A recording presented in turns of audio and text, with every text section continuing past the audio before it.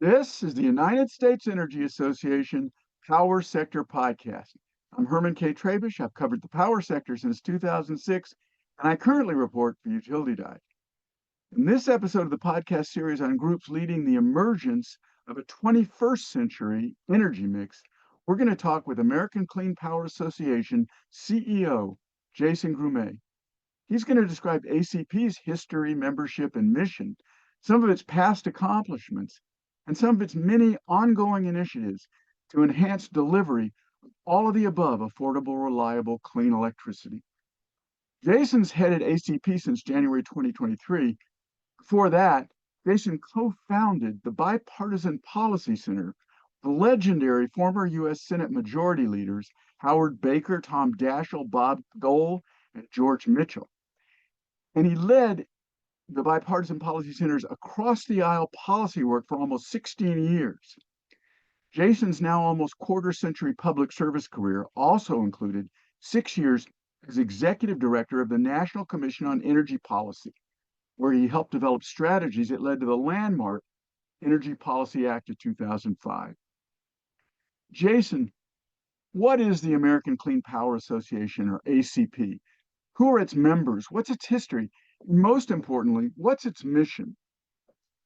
Herman, great to be with you. Appreciate the opportunity to have this conversation. As you know, we are in the crucible of a congressional debate, and the opportunity to step back for a moment, much appreciated. So the American Clean Power Association is the dominant trade association representing all of the different kind of pan technologies, wind, solar, battery storage, transmission. And it's not just the technologies, it's the full supply chain, right? So we have everyone from the nation's largest utilities with, Southern Company and NextEra and Berkshire and AEP, to the largest IPPs, LS Power and Invenergy and Clearway, largest manufacturers, GE and Vestas.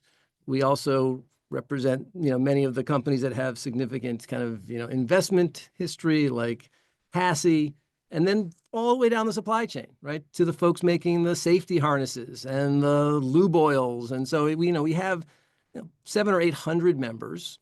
We collectively represent about 3/4 of the installed utility scale clean power, right? So we don't work in the kind of rooftop distributed space. We're focused on, gigawatts. And, the organization is basically about 4.5 years old. I think that about, 5.5 years ago, a bunch of companies looked over their shoulder and said, this is a different industry than it used to be.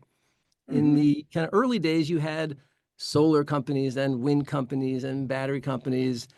And that's not the way electrons work in the actual marketplace, right? In the real world, the strength of our energy sector is its diversity, and companies were figuring that out. So all of the major companies were playing in all the different technology spaces. And they said, look, we need to have an organization, a single organization that brings the full force of the economic and political power of these technologies together, but also that allows you to look around the corner and figure out the solutions, because the solutions need to work for the full diversity of the space. So that was kind of the animating idea. And then the other animating idea was overcoming some of the business model tension. So there's a general, I think, superficial notion that the political struggle in clean energy has been between fossil and clean. That's not been my experience. The actual struggle has been between utilities and independent power producers, right? I mean, it's really been a question of who is paying for the infrastructure that we're all relying on together. And I think there was an appreciation, several years ago that now clean energy was so fundamental to the core reliability and economic strength of the power sector, we had to bring those tensions inside one organization so that we could reconcile them within the family. So because we need everything that both of those groups do, right? Yeah, and what's kind of delightful and occasionally challenging about the American Clean Power Association is we have tremendous diversity of membership, and it's not the technology differences as much as whether you're a regulated utility or an independent, whether you are a domestic manufacturer or someone who is largely relying on imported product. So the lowest common denominator, or even the comfortable common denominator for ACP, is very low. Mm. But when we're able to bring the full diversity of our members together, we're representing 70% of the American politics, not 40 or 50%. So it is a Right. constant, active, internal negotiation. And to one of your points, as it happens, I was just back from the annual ACP Clean Power conference, and anybody that's in the industry, any of these energy industries, or anybody else that has the opportunity, should should walk the floor of that conference and see everything from, like you say, safety harnesses, bolts the size of somebody's forearm, turbines, and listen to some of the panels where you have representatives from power producers, utilities of all kinds. It's really a fascinating experience. I want to get on to some of the, as you mentioned, the very topical things happening right now, but just to show a little bit about ACP's leadership, could you give us a couple of concrete examples of how in the past ACP has helped in the development and delivery of affordable, reliable, clean electricity? Yeah. So look, the guiding premise of ACP is that we are part of the diverse and integrated American energy system. And, we have been advocating a kind of authentic all of the above premise, before it was cool, which is to say Mm. during the Biden administration. I think that, we have had a long appreciation that, clean power, while it is the fastest growing part of our energy economy, is part of a broader system, and all technologies have strengths and weaknesses, and it is the combination of the strengths that gives us the kind of collective power to, run a dynamic economy, right? So that's kind of the mindset. The organization was just being created during the Inflation Reduction Act, which was a really challenging and freighted moment, right? On one hand, there was a tremendous opportunity to provide a kind of consistency of investment support that allowed the organization and the industry to scale quickly. And at the same time, there was the misery of the fact that it was yet another partisan process, which by definition was going to alienate whoever was not in the room, right? So ACP was kind of forged in that debate. And I think, the organization proud to have had a significant influence, being really one of the most, effective kind of technical organizations in providing the Congress with the information that it needed. But at the same time, we came out of that with the partisan taint of having been part of a one-party reconciliation process.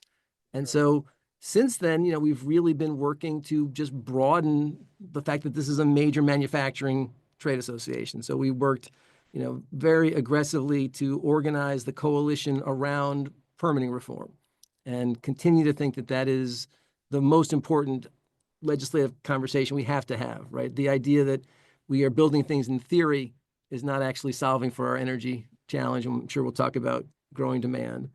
We spend a lot of time working in the regional organizations. I mean, the complexity of this kind of energy system ultimately gets meted out with RTOs and ISOs, and as a utility diver, these well.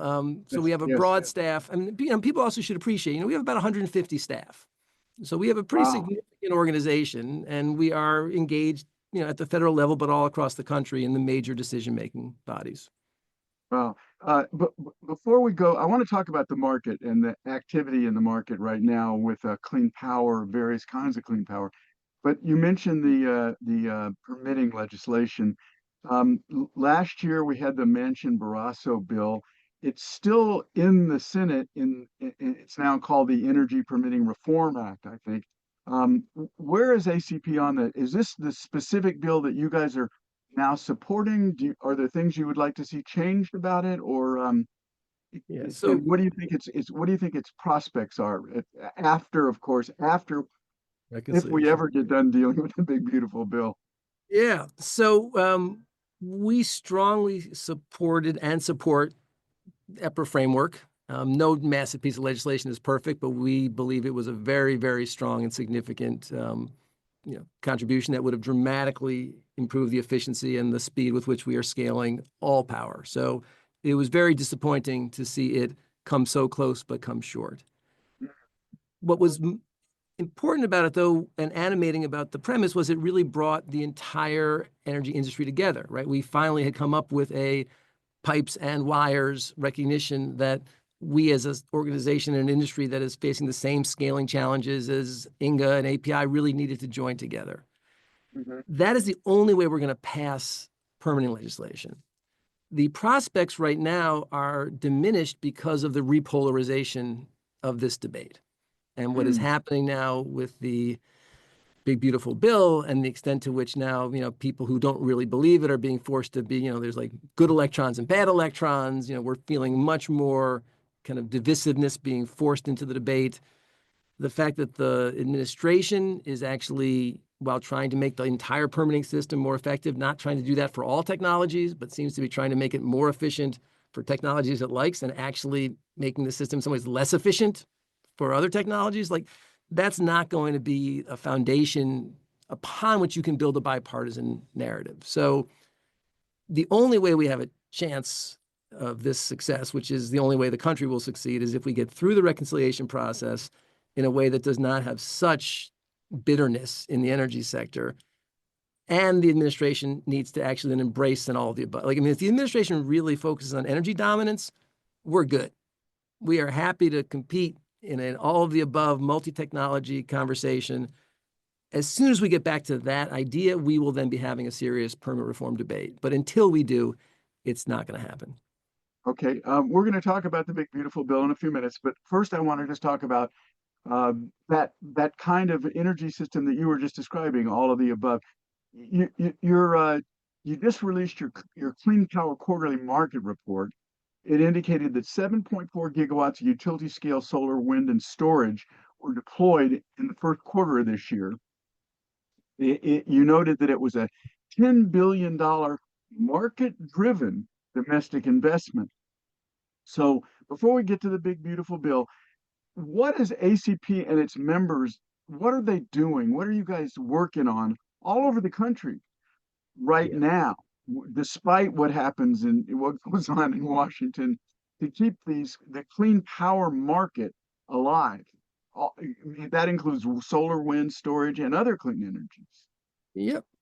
So, look, as an entry point to this big, beautiful debate, the American energy system entered this year stronger than ever, right? We producing more oil and gas than ever before in the nation's industry, more clean power than ever before in the nation's industry. We were starting to build some interregional transmission, right? So, like, the momentum in our economy right now is pretty good. And that's revealed by, the volume of clean power being added to the grid. I think, many of your listeners probably know that virtually all of the new electric capacity added in the last couple of years has been coming from clean resources, over 90%. And we are bringing as much power now to the American people as coal, and we're the fastest, like, a lot of good things happening. Yeah. To be clear, that does not mean that we will ever have 100% renewable grid. It's not our ambition. It doesn't make engineering sense. We think nuclear power is fantastic. We're going to need more natural gas. So, we're going to be a growing part of a dynamic and growing energy sector, as long as Congress doesn't crash the plane. And I know before we get to that, you're asking kind of the question about, what people are doing. What people are doing is building things. One of Right. the attributes of these technologies is that you can build them pretty fast. Right? You can get to market in 12 to 18 months with gigawatt scale production. And so it has been a kind of game on, get her done few years. And it took the Biden administration a few years to actually kind of iron out the rules. So we really only had a couple of years to really benefit from what had been a kind of a stable tax policy. I can't help but turn the corner to the other question you were begging. Like, it is clear that there's going to be some instability now in that tax policy. And I think the industry believes that we are now in a position of commercial strength, that we will be able to compete effectively in an environment where our industry is not, overtly provided with taxpayer subsidy. I will mention, of course, that other industries will continue to have that benefit. But the issue is just, Congress has got to do this in a professional process in which partisanship doesn't actually undermine the interests of their own constituents. And Yeah. so this is all about can we have a phase out of tax policy which is not so disruptive that it just creates economic chaos and loss for the country. I want to emphasize something you said a moment ago. As this transition goes on, whatever the transition may wind up being, and we've got so many technologies out there that we don't really know how they're going to enter into the conversation. Clean hydrogen, small modular nuclear reactors. But the point is that a lot of this stuff is still emerging. ACP is supporting the emergence, but nobody is saying you're going to close down the oil industry or the natural gas industry. And certainly you're not going to close it down tomorrow, which is profound misunderstanding. It was repeated in a dramatic way in this new Landman television series. And it's Well, really important to understand that these industries have never been stronger, right? yeah, well, and, I think when you say no one, you're right to say, like, no one in the energy industry has ever Right. believed that you are going to see a single technology become the sole dominant source of American energy. Unfortunately, politicians tend to over-index a little bit sometimes on their emotional desires relative to economic reality. And so, the environmental community and the Biden, there was this kind of drumbeat of, do we want 80% or 100%? And how fast can we get to 100%? And it was a silly conversation because we're at 20%. Yeah. At the same time, it does no good to the country or the oil and gas industry for this current administration to be exaggerating what can be done in the next several years with, oil, gas, nuclear, or coal. And so Okay. I think the industry just would like to have a fair opportunity to compete. And as you Yeah. say, like, if small modular reactors get commercialized and they're cost effective and we have a fuel, cycle, like, they're going to have a huge impact. Or Yeah. maybe not. If natural gas infrastructure gets built and we get better at controlling methane, you're going to see natural gas in the economy for many decades. Or Right. maybe not, right? If batteries are as effective as we want them to be, then you're going to be able to see intermittent power grow to 50, 60% of the economy. So it's like game on. Let's get behind innovation and just let the country succeed. Okay. Let's get to the elephant in the room, and by that, I don't necessarily specifically mean the Republican Party, but it is the elephant in the room, and that's the big, beautiful bill.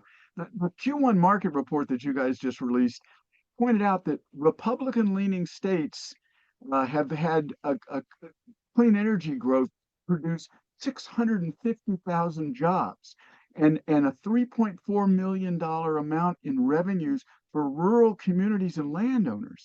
So the House bill that on this big beautiful bill, it limits a lot of the incentives that have driven that enormous amount of job and revenue growth.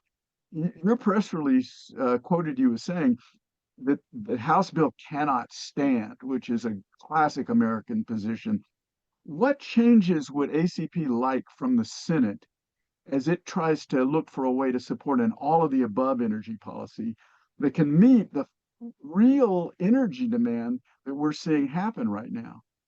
So as you point out, the strongest arguments we have are really powerful, truthful arguments, right? So I think in this partisan environment in which, one political party controls all the levers, if you don't have really great arguments, you don't got much of a shot, right? What is holding back the kind of partisan desire, which again is bounce back from the way the IRA was passed, is the fact that to undermine these, incentives and innovations in a way that is destructive to the conservative communities around the country. I mean, these are, real jobs in the supply chain, and we are bringing, hundreds of millions of dollars of value to local communities. It is rural economic redevelopment. I mean, so like, it would be a attack on oneself to phase out credits in a way that was actually kind of weaponized against American industry and American communities.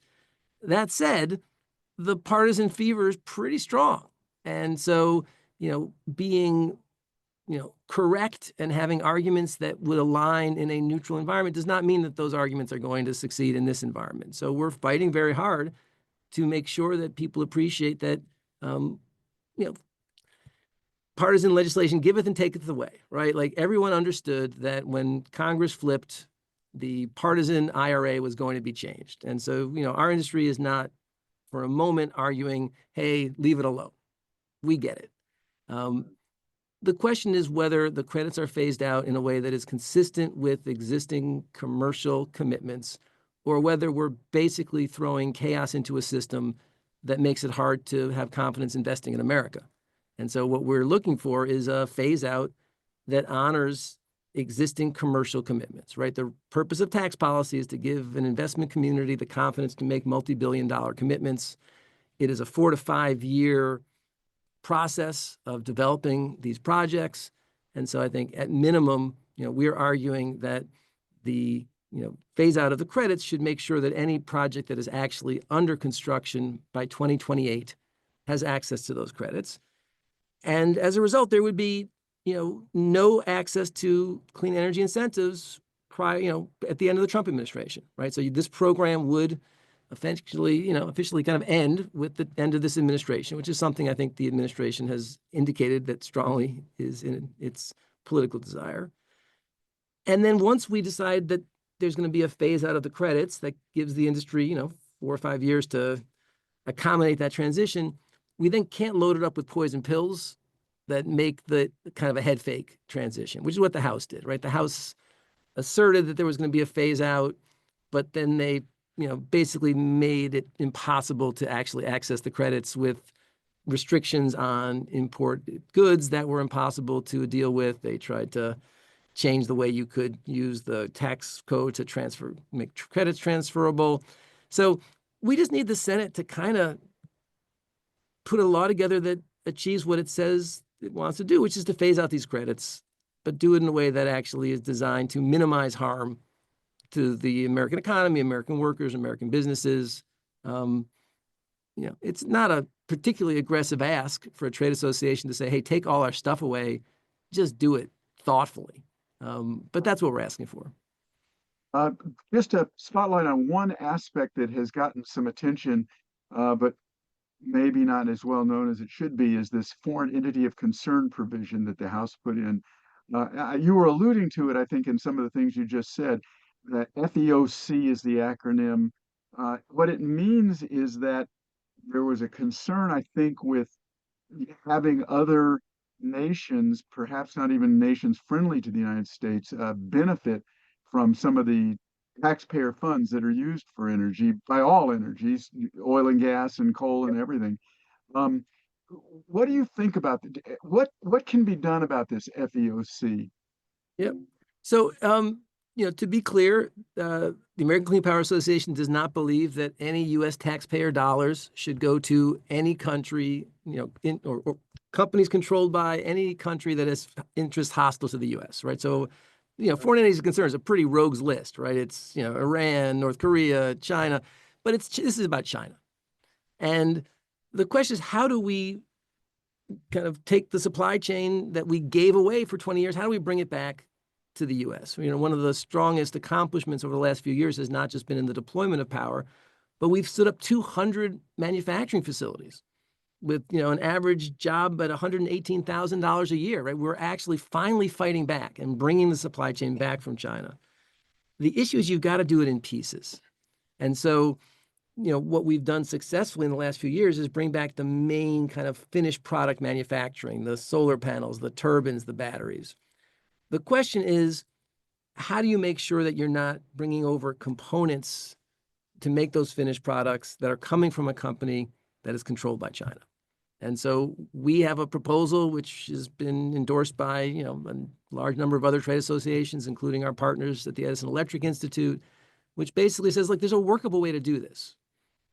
We're talking about 4 or 5 years as the credits are phasing out, right? So this whole thing is all about just during the phase out of the credits, how do you create some additional insurance that we're not actually supporting companies under the control of China? And you have to do two things. You have to come up with a definition of what it means to be a company under the control of a foreign entity of concern, and those definitions exist in a number of other laws, and it's basically about control. Do you own 25% of the company? Can you appoint boards of directors? Do you have any control over intellectual property? So that's definable.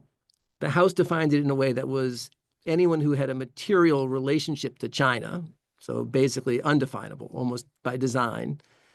And then you have to come up with what can't you import from those countries? And our view is that if you define that effectively and you make it clear that it's not about a strip of glue or a nut and bolt. If you actually want to bring the supply chain back, you've got to allow the subcomponents to continue to be imported while we create the demand and then build the manufacturing, go, kind of down the supply chain. There's a way to do it. And it's, again, Right. it's just a question of, does Congress, are they trying to create a transition that addresses these concerns, or are they actually just trying to weaponize chaos to make it impossible to have a thoughtful, graceful landing of this plane? Okay. There's other things we could say, but we got to finish up. Yeah. Jason, I really appreciate the conversation. Let me just ask you some really quick questions. Um, I heard Senator John Thune say this morning that he intends to finish this whole project on the big beautiful bill by July 4th, as the White House wants. Um, I've talked to veterans of the Hill who say that's just not possible. You probably know the Hill as well as anybody does. So, quick questions. Do you think it's possible to bring this home by July 4? Do you know which senators we should be watching who will guide this thing, uh, Murkowski and others? And do you know which committees we should watch to see what's going to happen? So it's not a short question, but I'll try to give you a short answer. On the timing, nobody knows, right? I mean, I have a great barbecue, 3 o'clock on July 4th. I'm hoping to be done with this by then. I think the question is, do they go through the usual procedure? If they do, it's going to be very hard. If they go through the bird bath, if they actually have iterative scoring and allows them, then July 4th seems very unlikely. But if they decide we're going to get it done no matter what, and we're willing to actually, they've already decided not to go through committees, right? Which is quite unusual, right? So they've already basically skipped over what has usually been the engines of the democracy. So they're ready to cut some corners to get this done. Wow. It's going to definitely get done one way or the other before the August recess, because I think most people think any bill this big that goes home for August doesn't come back in September. And you're already starting to see aspects of the bill in the House not age very well as people start to look at a lot of different provisions that they voted for while now acknowledging they hadn't read the bill. But which is not new. I mean, I haven't read it either, so I shouldn't blame them. In terms of the committees and the senators, like I said, they're not really going through the committees, but you're still going to see Senate finance staff do the bulk of the technical work on the energy provisions. And there's 8 or 10 senators who are going to be critical, and they're the folks who are either saying, I want to pull another $2 or $3 trillion out of this package, which now Elon Musk is supporting. So I think you're going to see Ron Johnson, Rand Paul have a pretty strong, oar in the water to say we've got to make deeper cuts. And then there's a group of, 7 or 8 folks tend to be thought of as more moderate, but who come from districts and states where there's tremendous benefits of this kind of clean energy addition. And so, clearly Senator Murkowski and Senator Curtis and Senator Tillis and Senator Moran, who have all already asserted that they want to see the credits phase out, but in a professional, deliberate way. And then, there's another half dozen who we're also kind of working with. So I think there's going to be, 8 or 10 senators who are trying to figure out how to make these transitions in a way that's kind of business sensible. And there's going to be 5 or 6 senators who are going to be looking for a much, much deeper cut, principally in Medicaid. And it's going to be the collision between those two constituencies that Senator Thune is going to have to manage. Interesting. Okay, that's all we have time for. What I learned from those last comments is that it may not be clear exactly who we should be watching, but we will be watching you, Jason. I want to thank my guest, very generous. I want to thank my guest, American Clean Power Association CEO Jason Grumet. He's described ACP and how its many ongoing initiatives can enhance bipartisan delivery of all of the above affordable, reliable, clean electricity for the benefit of all Americans, depending on the cooperation of our Congress. I also want to thank our listeners for taking the time to check out the USEA Power Sector Podcast. Don't forget to subscribe, like, and share with everybody you know our quest for energy transition solutions.